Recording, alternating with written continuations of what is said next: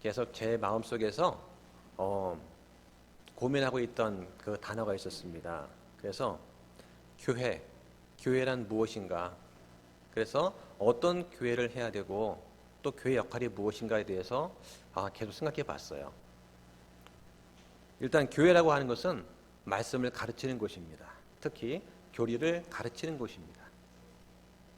세상에서 성공하고 행복하는 방법을 가르치는 것이 아니라 하나님 말씀, 특히 예수님 말씀과 사도들의 말씀을 그 교리를 잘 전달하는 것이 교회의 가장 큰 목적입니다. 두 번째는 기도하는 곳입니다. 그리고 세 번째는 찬양하는 곳입니다. 찬양할 때 뜨겁게 마음에서 우러나와서 찬양하는 모습 얼마나 아름답습니까? 우리가 창년 예배 때는 정말 울면서 기도하고 울면서 찬송했는데 오늘은 안 그런 것 같아요. 그래서 이 찬양할 때 뜨겁게 찬양하셔야 됩니다. 다윗이 언약궤를 가지고 예루살렘에 들어왔을 때 얼마나 기뻤으면 에봇이 들쳐질 정도로 춤을 췄습니까? 그런 마음으로 우리가 이곳에 모인 화평침례교회를 세우고 모인 그 기쁨, 그것을 잊지 않으셔야 됩니다. 그래서 그 마음을 가지고 뜨겁게 찬양을 하고 또 뜨겁게 기도를 하고 그리고 말씀 선포가 이루어지는 곳, 그것이 교회입니다. 제가 한번 설교의 종류를 한번 찾아봤어요. 인터넷 검색해 보니까 한 10가지가 나옵니다. 근데 그 중에서 크게 세 가지로 구분할 수가 있어요. 한 가지는 이제 본문 설교가 있습니다. 그래서 본문을 몇 구절을 정해서 그 부분을 이제 강의하면서 설교를 하는 것입니다. 그 제가 신학원에서 그 설교와 설교제 과목이 있는데 그 부분에서 공부를 할 때 항상 목사님이 강조하던 게 뭐냐면 첫째는 설교가 들려야 된다, 귀에. 그래서 설교할 때 본문을 잘 나누어서 서론과 본론, 결론을 이렇게 해서 일단은 무슨 말 하는지 성도가 알아들을 수 있어야 된다. 뭔 말인지 모르면 설교는 빵점이다. 그러신 거예요. 그래서 우리 신학원생들이 앞에 나와서 연습을 하면은 등에 땀이 주르르 흐르죠. 그 설교 끝나면 아주 냉철하게 평가를 합니다. 여러 신학원생들이 같이 막 평가를 하고요. 서로 이제 칼로 찔러줍니다. 잘 살라고. 그렇게 해서 한 2달 정도 걸쳐서 이제 설교 연습을 하고 그랬거든요. 또 한 가지는 이제 주제 설교가 있습니다. 주제 설교는 지난번 우리가 왜 우리가 화평침례교회를 하는가 하는 것이 주제 설교입니다. 그런 것이 설교가 되고 그 다음에 이제 강해 설교가 있어요. 이건 작은 의미로는 이제 주회 설교라고 하는데 성경에 있는 본문의 뜻을 알기 쉽게 풀어서 주는 겁니다. 이게 강해 설교가 돼요. 그래서 그 성경의 역사적인, 문법적인 또는 문학적 연구를 통해 가지고 얻어진 개념을 잘 설명해 주는 것입니다. 장점은 성경을 통째로 한 권을 교과서처럼 철저하게 분석해 나가면서 잘 진도를 나갈 수 있다는 거죠. 단점이 있어요. 어려운 부분도 있습니다. 그래서 이제 하다 보면 성도의 수준이라는 것이 있고 내용의 난이도가 있는데 쭉 나가야만 돼요. 그래도 어차피 우리가 이 성경 말씀을 창세기부터 계시록까지 다 알아야지 않겠습니까? 그래서 정하던 중에 골로새 교회를 가만히 보니까 저희 교회랑 너무 비슷한 점이 있는 것 같아요. 그래서 마음속에 골로새 교회를 좀 해야 되겠다라는 그런 마음이 생겨서 제가 이제 공부를 하면서 저를 준비를 했습니다. 그래서 성경을 강의한 목사님들 많이 계신데 특히 이제 워렌 위어스 목사님이 계셔요. 침례교 목사님이십니다. 그래서 그 목사님이 만드신 주석을 가지고 바탕을 두고 또 다른 이제 주석들을 참고를 해가지고 제가 이제 연구를 하고 이제 준비를 해서 강의를 하도록 이제 하려고 합니다. 중요한 거는 이제 귀에 들려야 되는 거죠. 여러분 듣다가 안 들리면 말씀해 주셔야 돼요. 그거 어렵습니다. 잘 이해가 안 됩니다. 이렇게. 그래서 이 바울이 골로새 교인들한테 이 편지를 썼을 때 그 골로새 교인들은 이방인들이었거든요. 그러니까 성경을 모르는 사람들이에요. 구약 성경을 모르고 신약에서 예수님이 오셔서 우리의 죄를 위해 죽으시고 묻히시고 부활하셨다는 것을 믿은 사람들입니다. 그 사람들한테 바울이 쓴 교리에 관한 이 편지가 얼만큼 설득력 있게 전달될 것인가, 저는 거기에 무척 관심이 많았어요. 골로새를 읽다 보면은 처음에 등장인물이 나옵니다. 바울과 디모데가 나오고 에바브라가 나옵니다. 이 세 명을 잘 한번 기억해 보시기 바랍니다. 에바브라는 골로새 교회의 목회자입니다. 그는 바울과 함께 감옥에 갇히기도 했습니다. 나중에 골로새의 교회를 세웠습니다. 자, 그런데 이 골로새 교회에는 이단들이 많았어요. 그리고 그 당시에는 유대인들이 이 골로새 지역까지 찾아와가지고 해방을 났습니다. 그래서 이방 유대인들은 구약을 잘 꿰고 있는 사람들 아닙니까? 그래서 우린 유대인들인데 유대인 율법에 보면 이러이러한 것이 있다. 너희는 그거 알고 있느냐? 하고 질문하니까 이방인들이 알 수가 없잖아요. 당황했습니다. 그래서 마음이 막 흔들리고 하던 상태가 있었어요. 또 그 당시에는 잘못된 풍습도 있었고 철학이 있었습니다. 그래서 이 평범한 골로새 이방인들로 하여금 엄청 마음을 혼란케 했어요. 그래서 이 에바브라가 바울한테 찾아가서 도움을 요청합니다. 그래서 바울이 그 골로새 교인들한테 편지를 썼고 이 편지를 나중에 라오디게 교회한테도 또 전달해 돼서 읽게 했습니다.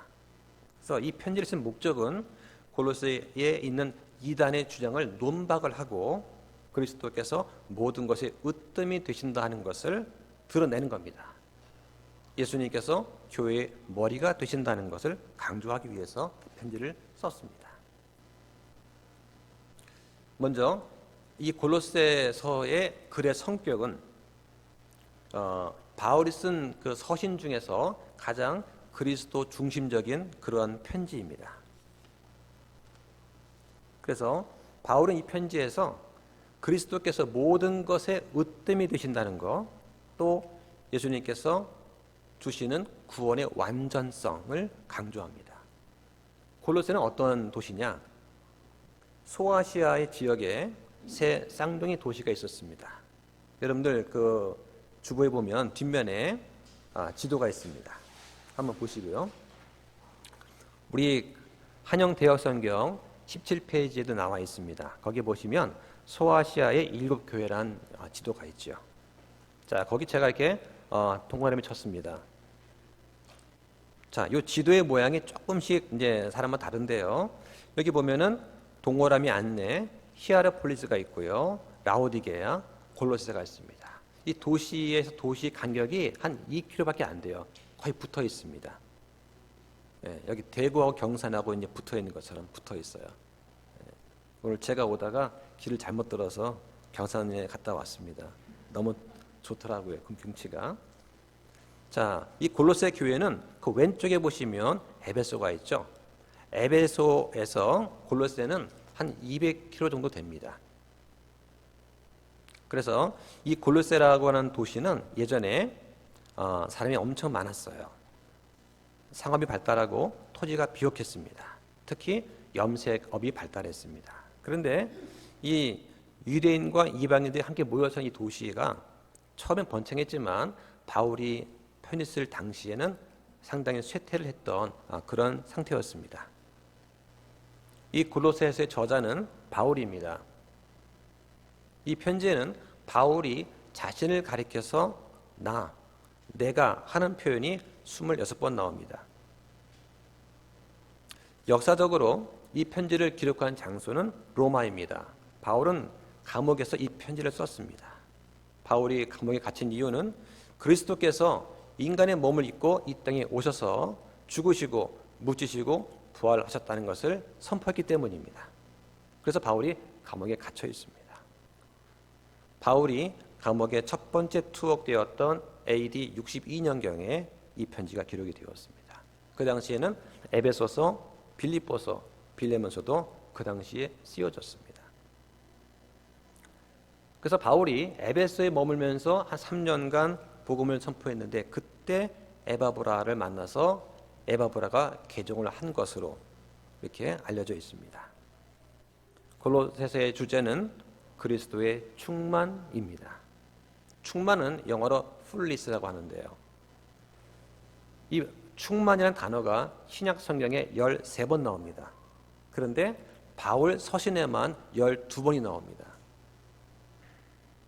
왜 바울 서신서에 그렇게 충만이라는 단어가 많이 나올까요? 당시에 그리스인들은 온전함, 충만함 이런 단어를 무척 쓰기 좋아했다고 합니다. 그리스인들이 생각하는 이상적인 인간, 온전한 인간, 그렇죠? 그게 그리스 철학의 중심이거든요. 그래서 바울이 서신서에 충만이라는 단어를 많이 언급을 했을 거라고 생각이 됩니다. 여기서의 충만은 그리스도의 신성, 신격의 충만입니다. 당시에는 영지주의라는 이단이 있었습니다. 영지주의, 영지라는 말은 영어로 이 그리스어는 그노시스라고 하는 건데요. 뭔가를 안다라는 뜻입니다. 나스터시즘이라고도 하는데요. 영지라고 하는 것은 영적인 지식이에요. 영적인 깨달음. 그래서 이 사람들은 뭔가를 알고 있다고 믿는 사람들입니다. 뭔가 영적인 것, 뭔가 정신적인 세계의 비밀을 알고 있다고 생각하고 자신을 그렇게 자랑하고 다녔습니다. 그래서 그 당시에 그 많은 사람들한테 자기들 알고 있는 영적인 지식을 전해주기 위해서 접근을 하니까 그리스 사람들은 뭔가 지식에 대한 욕구가 강했거든요. 그래서 철학적인 얘기를 하면은 일단 듣고 보는 그런 사람들이었습니다. 그래서 이 영지주의자들이 이 골로새 교인들한테 찾아와가지고 이거 알아? 하면서 말을 해주는 거예요. 신천지 사람들이 어떻게 교회에 접근합니까? 혹시 이거 아세요? 교회에서 이거 말해줍니까? 라고 성경에 기록되어 있지 않은 또는 살짝 애매모호한 부분들을 푹 찔러가지고 물어보죠. 그러면 모르는데요? 같이 공부하시겠습니까? 포섭해 갑니다. 그렇게 해서 이제 퍼져나가거든요. 이 당시에도 영지주의가 그 골로새에 있던 그 순수한 교인들을 상대로 해서 뭔가 신비한 지식을 알려주겠다라고 포섭을 하게 되었습니다. 그래서 많은 사람들이 그 말에 흔들리게 되었죠. 영지주의의 입장에서 가장 중요한 것은 뭐냐면 영지주의는 이 세계를 두 개로 구분합니다. 영적인 것하고 육적인 것. 영적인 것은 아주 선하고 깨끗하고 아름다운 것이고 육체는 더럽고 추하고 어두운 것이라고 구분해 버립니다. 그런데 그 선하신 하나님께서 어떻게 더러운 육체, 더러운 인간, 더러운 물건을 만드셨단 말인가 해가지고 하나님의 창조성을 갖다가 서서히 훼손시켜 갑니다. 그리고 하나님께서 사람의 몸으로 오신 그리스도를 갖다가 깎아내리는 거죠. 절대로 선하신 하나님께서 더러운 인간의 몸으로 왔을 리가 없어 하면서 그 당시에 있는 예수님은 그냥 좀 뛰어난 인간이었을 뿐이지 하나님 자신이 아니었을 거야 라고 주장을 한 것이죠. 그런데 그러한 철학이 너무나 팽배했기 때문에 사람들은 그럴듯하게 그것을 들었고 그 말에 휩쓸렸던 것입니다.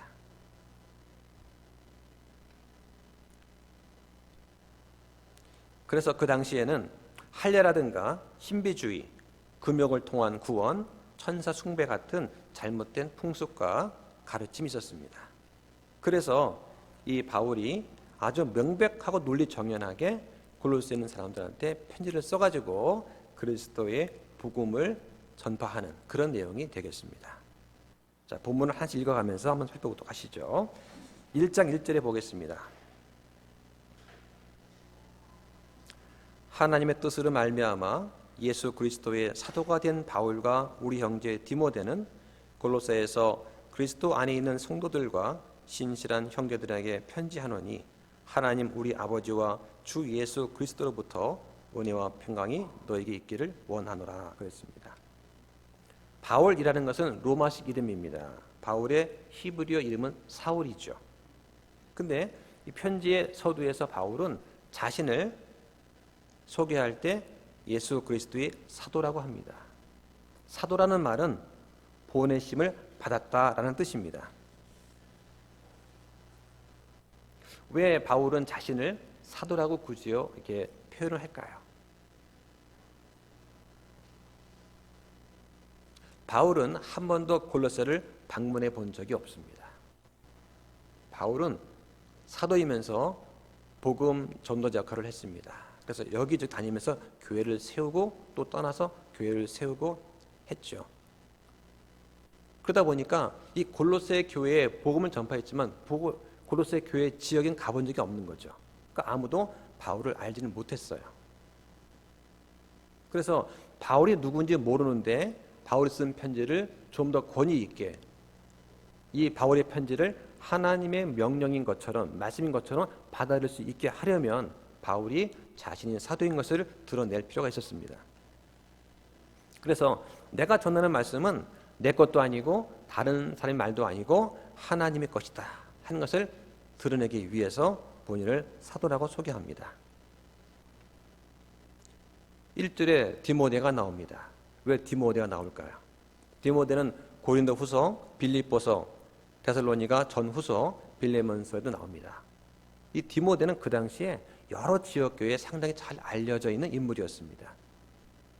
그래서 골로새 교인들이 바울은 몰라도 디모데는 알고 있었기 때문에 디모데를 동역자로 소개를 하면서 친근감을 줘가지고 바울의 편지를 쉽게 받아들이도록 하기 위한 그런 준비 작업이었다 이렇게 생각이 됩니다. 그래서 바울은 이 교인들한테 편지를 보내면서 하나님의 은혜와 평강이 있기를 축복하면서 인사를 대신하게 되죠. 자, 여기서 보면은 평강이라는 말 나오죠. 지난번에 우리가 평강, 다른 말로 화평 같다고 그랬습니다. 화평의 의미를 설명드렸습니다. 그래서 전쟁이 없는 상태, 그 다음에 다른 사람과 화평한 상태. 어떻게 되죠? 다른 사람을 용서하고 받아들이고 화해할 때 화평해집니다. 또 자신과의 화평이 있습니다. 내 자신이 건강할 때 화평이 있겠죠. 구원을 통한 하나님과의 화평이 있습니다. 그리고 본문처럼 두려움과 걱정이 없는 평안한 상태를 또 화평이라고 할 수 있습니다. 3절에 보니까 우리가 너희를 위하여 항상 기도하며 하나님 곧 우리 주 예수 그리스도의 아버지께 감사를 드림은 그리스도 예수님을 믿는 너희의 믿음과 모든 성도들한테 너희가 베푸는 사랑을 우리가 들었기 때문이요 라고 하였습니다. 바울과 디모데가 골로새 교인들을 위해서 기도하며 아버지께 감사하는 이유가 여기 나와 있습니다. 첫째는 뭐냐면 바로 그 골로새 교인들의 믿음 때문입니다.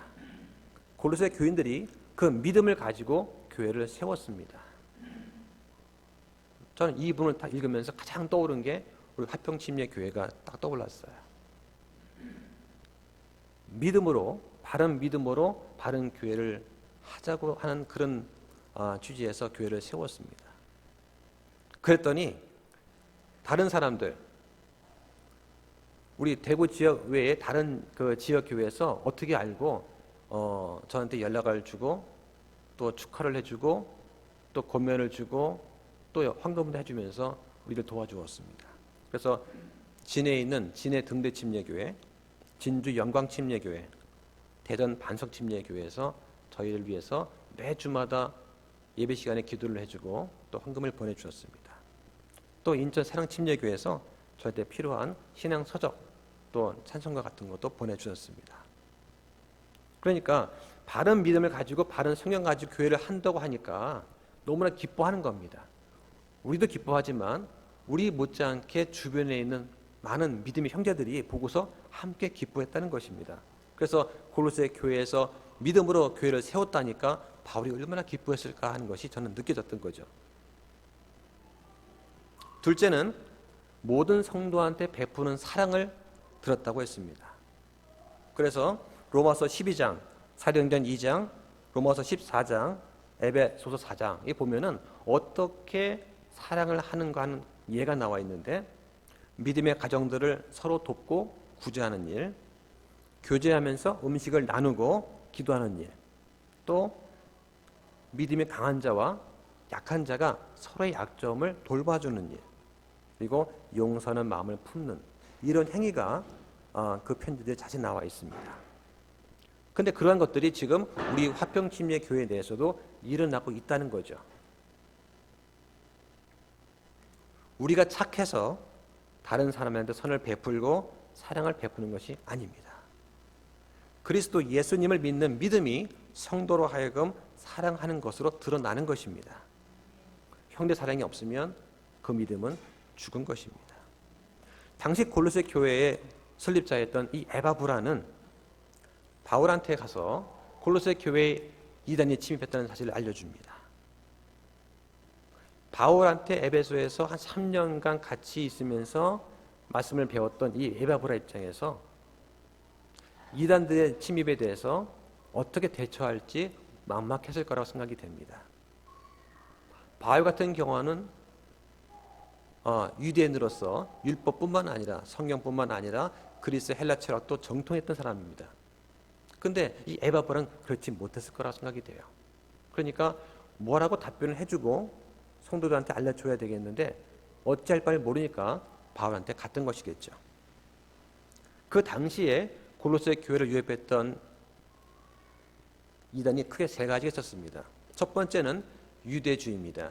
유대주의 또는 율법주의라고도 하는데요. 이것은 육체적으로 할례를 받아야지 구원을 받을 수 있다고 주장합니다. 그래서 율법에 기록된 대로 먹고 마시는 것에 대해서 거룩한 날을 어떻게 지키는지, 월삭과 안식일을 어떻게 지키는지 그 율법을 지키는 행위가 동반되어야지 구원받을 수 있다고 주장했습니다. 근데 이 골로새 교인들은 율법을 모르거든요. 그럼 어떻게 구원받을지 아마 혼동했을 겁니다. 두 번째는 헬라 철학의 바탕을 둔 영지주의였습니다. 그래서 영과 육을 두 개로 나누고 선한 영과 더러운 육으로 구분을 한 상태에서 자기 자신들이 선한 영에 대한 지식을 갖고 있다, 자기들만 갖고 있다라고 주장을 했습니다. 그리고 사람의 몸을 갖다가 이 사람의 육체는 거룩한 영, 선한 영이 들어와 있지 못하고 이 영이 안에 있는데 사람의 영이 밖으로 나가려면 이 더러운 육체가 가로막고 있구나. 그래서 육체를 갖다가 이 영의 감옥으로 표현을 했어요. 그러면 우리가 어떻게 선한 영의 세계를 갈 수 있는가? 혼자는 못 간다는 얘기죠. 그래서 인간의 육체와 선한 하나님의 세계를 갖다가 두 사이를 연결시켜주는 존재가 필요하겠다 해가지고 천사 숭배가 생겨났습니다.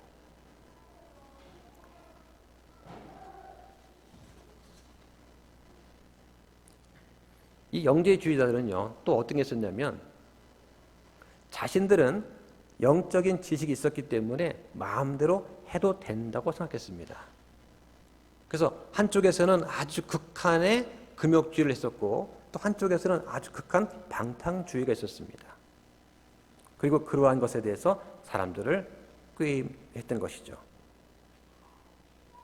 신비주의는 자신의 영적인 체험이나 환상을 과장해서 그것이 마치 진정한 예배인 양 떠벌리는 행위를 말합니다.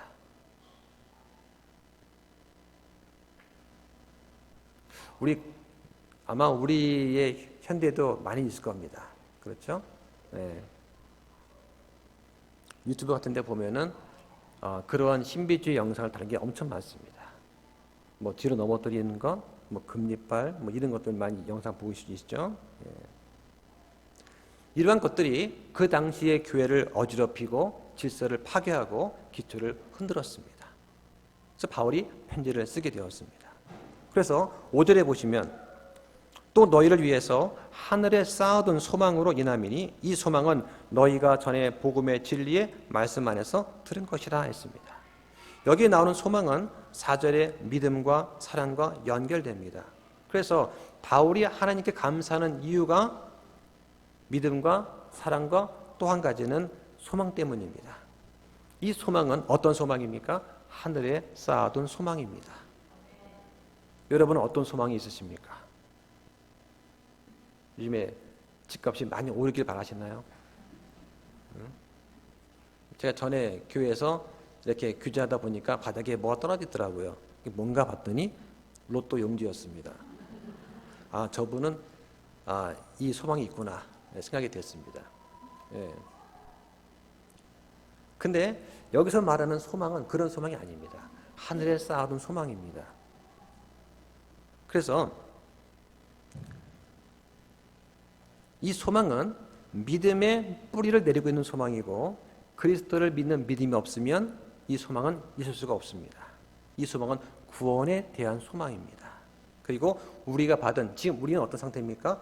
혼은 구원 받았죠. 우리 혼의 구원 외에 몸의 구원에 관한 소망입니다.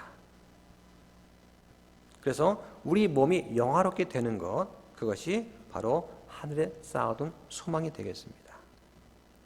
같이 한번 말씀을 찾아보겠습니다. 베드로전서 1장 3절을 보시죠. 좀 뒤쪽에 있습니다. 베드로전서 1장 3절과 4절을 한번 읽어보겠습니다. 거기에 소제목이 하늘의 상속 유업이라고 되어 있죠. 3절, 하나님 곧 우리 주 예수 그리스도의 아버지를 찬송하리로다.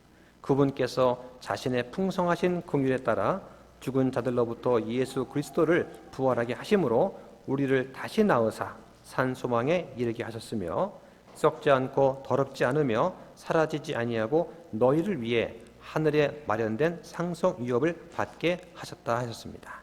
여기 나오는 산 소망이 있습니다. 이 소망은 나도 부활할 것이라는 소망입니다. 부활에 관한 소망을 말하는 것입니다.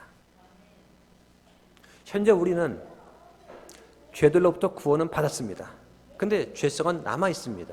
그 죄의 존재로부터 완전히 구원받게 되는 그것이 말하는 것입니다. 구원에는 세 개의 시제가 있습니다.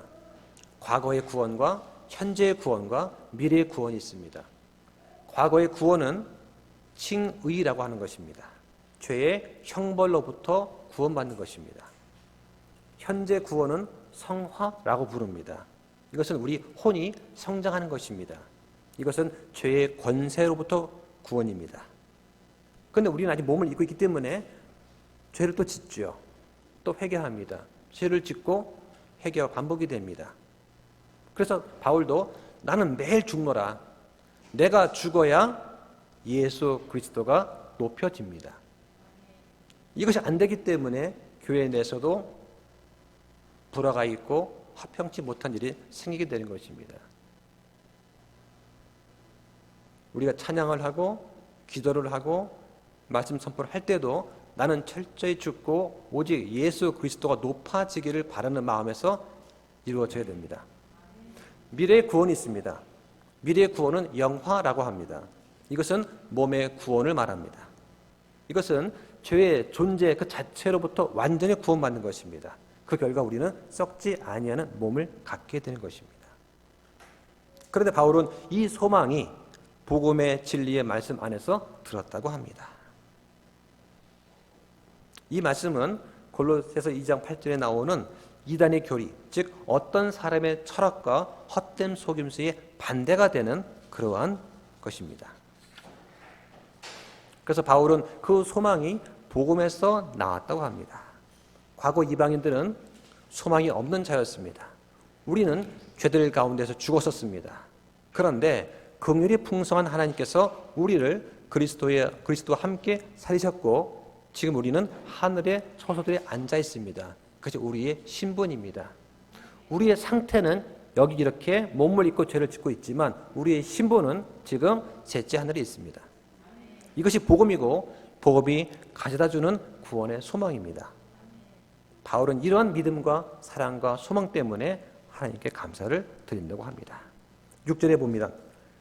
이 복음이 온 세상에 있는 것 같이 너희에게 이르렀으며 너희가 그것을 듣고 진리 안에서 하나님의 은혜를 안 그날부터 너희 안에서도 열매를 맺는 것 같이 열매를 맺는도다 라고 하였습니다. 골로새에 있던 그 이단은 지역에 국한되었던 것입니다.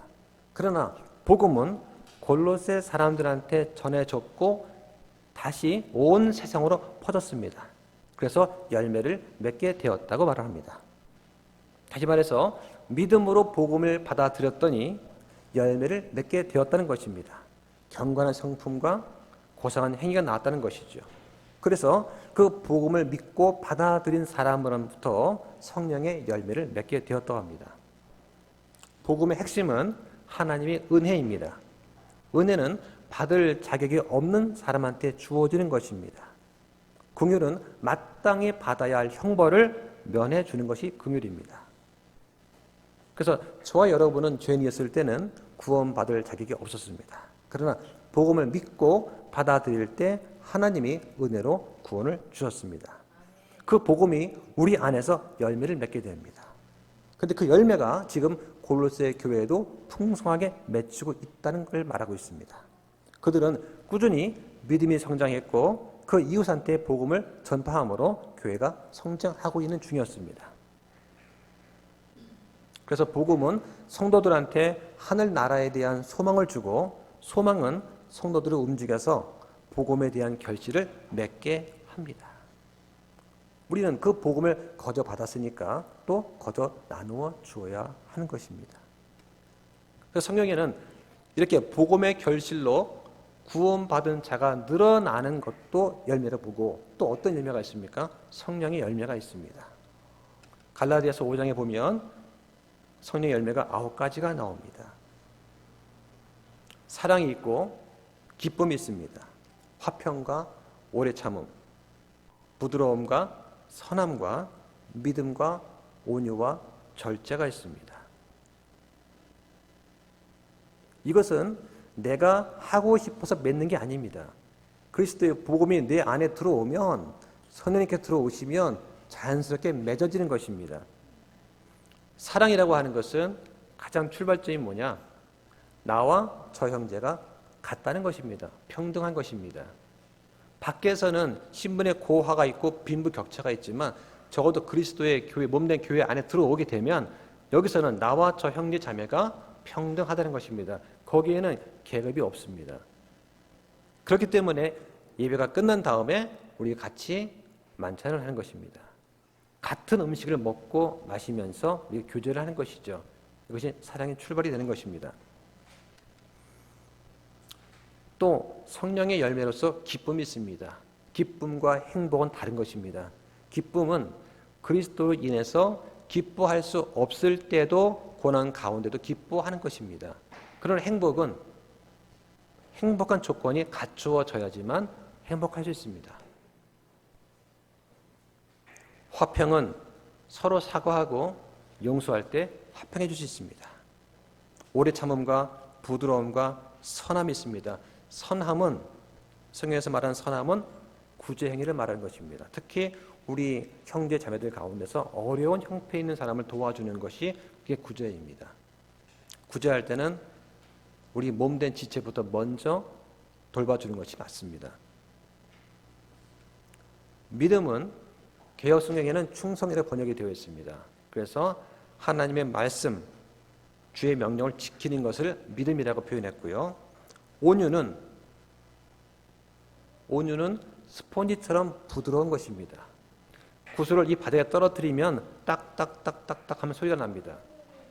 상대방이 나한테 뭐라고 공격을 하면 그거를 구슬이 떨어지는 것처럼 탁 받아치면 소리가 납니다. 근데 내 자신이 스폰지처럼 부드러워지면 어떤 말을 하고 어떤 공격을 하더라도 반응이 없죠. 잠잠합니다. 그래서 분명히 내가 그 부당한 것에 대해서 할 말이 있고 할 명분이 있다 하더라도 그것을 하나님께 맡기는 것입니다. 주님께서 대신 처리달라 맡기는 것입니다. 그게 온유함입니다. 그래서 모세가 가장 온유한 사람이라고 하는 것입니다. 절제는 자신을 붙잡는 겁니다. 내가 죄를 범하지 못하게 자기를 절제합니다. 그래서 바울은 자기의 몸을 억제해서 복종하게 한다고 합니다.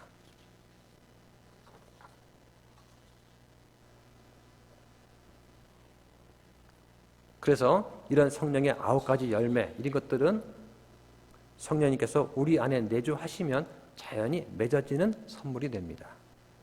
7절에 보면 또한 너희가 우리의 사랑하는 동료 종 에바브라에게 배웠는데 그는 너희를 위한 그리스도의 신실한 사역자요 또한 성령 안에서 너희의 사랑을 우리에게 밝히 알려준 자니라 라고 하였습니다.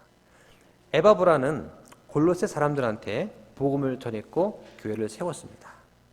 여기 보면 에바브라를 사랑하는 동료 종 너희를 위한 그리스도의 신실한 사역자라고 부릅니다. 바울은 이런 에바브로의 삶과 사역과 복음에 대한 것을 사도의 권위로 인정해 주고 있습니다. 그래서 이 편지를 읽는 후신자로 하여금 골로새 지역에 국한된 그런 이단들의 교리를 버리고 온 세상에 널리 퍼져 있는 그런 복음, 에바브라가 지금 전하고 있는 그 복음과 목회의 섬김을 받아들이라고 지금 권면하고 있는 것입니다. 바울은 에바브라를 복음 사역의 동역자로 인정하였습니다. 그래서 빌레몬서 1장 23절에 보면 한때 바울과 함께 감옥에 갇히기도 했습니다. 바울은 감옥에 갇혀 있었기 때문에 에바브라는 바울을 대신해서 골로새 교인들을 위해 복음 사역을 한 것이죠. 그래서 골로새 교인들이 지니고 있던 그러한 사랑은 바로 성령님께서 일깨워 주신 것입니다. 그래서 성령으로 인해서 영적인 사랑이 넘쳐나는 곳, 그것이 바로 이상적인 교회인 것입니다. 결론 말씀을 드리겠습니다. 바울이 골로새에 편지를 보낼 당시의 상황은 에바브라가 교회를 세웠지만 이단들이 교회를 위협하고 해방하는 그 시기였습니다. 그런데 그리스도의 복음이 전파된 그곳에 예수님 믿는 그 믿음과 성도를 향해서 베푼 그 사랑과 하늘에 쌓아둔 소망으로 넘쳐났습니다. 그리고 복음의 진리를 듣고 나서 열매를 맺게 되었다고 지금 기록되어 있습니다.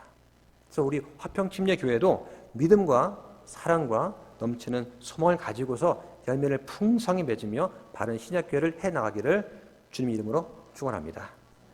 기도 마치겠습니다.